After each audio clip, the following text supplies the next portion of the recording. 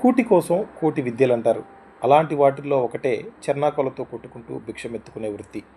వినుకొండలో అలాంటి వృత్తి సాగించే రాములు ఎల్లమ్మలకు ఇద్దరు కుమార్తెలు. పెద్ద కుమార్తెకు పెళ్ళయింది. ఆమెకు 13 ఏళ్ల వయసున్న కొడుకున్నాడు. వాడి పేరు శివ. రాములు చిన్న కుమార్తె మల్లీశ్వరికి 20 ఏళ్లుంటాయి. ఈ కుటుంబానికి 4-5 మేకలున్నాయి. వాటిని పొలం గట్ల వెంట మల్లేశ్వరి, శివ మేపుతుంటారు. ఎప్పటిలాగే ఈరోజు కూడా మేకలు మేపుకుంటూ వీరిద్దరూ వినుకొండలోని గాయత్రీనగర్ చేరుకున్నారు. గాయత్రీనగర్లోని ఓ పెద్ద కుంట ఉంది.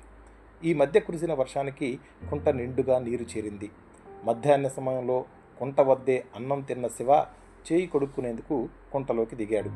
బురదలో కాలు దిగబడిపోయేసరికి లాక్కునే ప్రయత్నంలో నీళ్లలోకి పడిపోయాడు. ఇది గమనించిన మల్లీశ్వరి వాడిని కాపాడేందుకు కుంటలోకి దిగింది. తన ఒంటిపై ఉన్న చున్నీని వాడికి అందించి బలంగా బయటకు లాగింది. అలా లాగే క్రమంలో మల్లేశ్వరి కుంట నీటిలో పడిపోయింది. శివ మాత్రం బయటకు వచ్చాడు. వాడు కేకలు వేయడంతో స్థానికులు కుంట వద్దకు చేరుకున్నారు. నీటిలో మునిగిపోతున్న మల్లేశ్వరిని అతి కష్టం మీద బయటకు తీసుకొచ్చారు.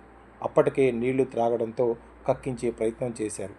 అనంతరం పోలీసుల సాయంతో వారిద్దరిని ఆసుపత్రికి తరలించారు. ఇద్దరికీ ఆసుపత్రిలో వైద్యులు చికిత్స అందించగా శివ క్షేమంగా బయటపడ్డాడు. మల్లీశ్వరి మాత్రం ప్రాణం విడిచింది.